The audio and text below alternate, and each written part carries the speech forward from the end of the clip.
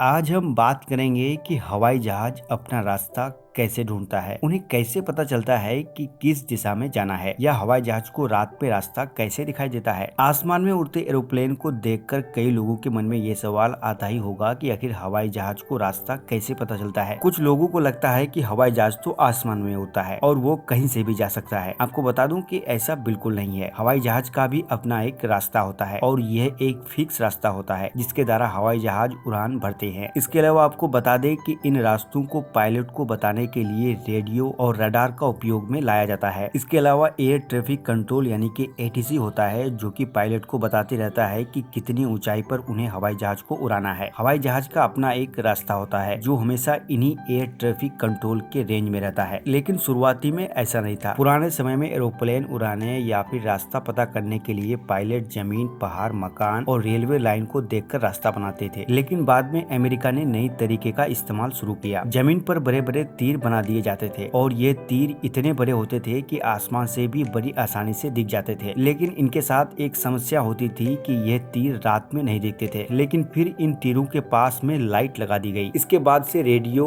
और रडार का इस्तेमाल होने लगा और अब एयर ट्रैफिक कंट्रोल होता है जो पायलट को ये जानकारी देते रहता है कि एरोप्लेन को कितनी ऊंचाई पर उड़ाना है। आपको बता दें कि हवाई जहाज का अपना एक तय रास्ता होता है जिनसे ये जाते हैं और ये हमेशा एयर ट्रैफिक कंट्रोल के रेंज में ही रहते हैं। इसके अलावा आपको बता दें कि इनका रास्ता बनाते समय कुछ बातों का खास ध्यान रखा जाता है कि हवाई जहाज के रास्ते का अपना एक वैज्ञानिक आधार भी होता है। रास्ता में जमीन की बनावट कैसी है, इस बात को भी ध्यान में रखा जाता है। रास्ता अगर खतरनाक पहाड़ी से होकर जाता है या फिर मौसम खराब होता है तो इनसे बचा भी जाता है। जैसा कि आपने सुना ही होगा कि हवाई जहाज बरमूडा ट्रायंगल से होकर नहीं जाती है। इसके अलावा कुछ जगह या फिर कुछ क्षेत्र नो फ्लाइंग जोन में आते हैं, मतलब इन जगहों के ऊपर से हवाई जहाज नहीं जा सकते, जैसे कि पीएम आवास, राष्ट्रीय भवन।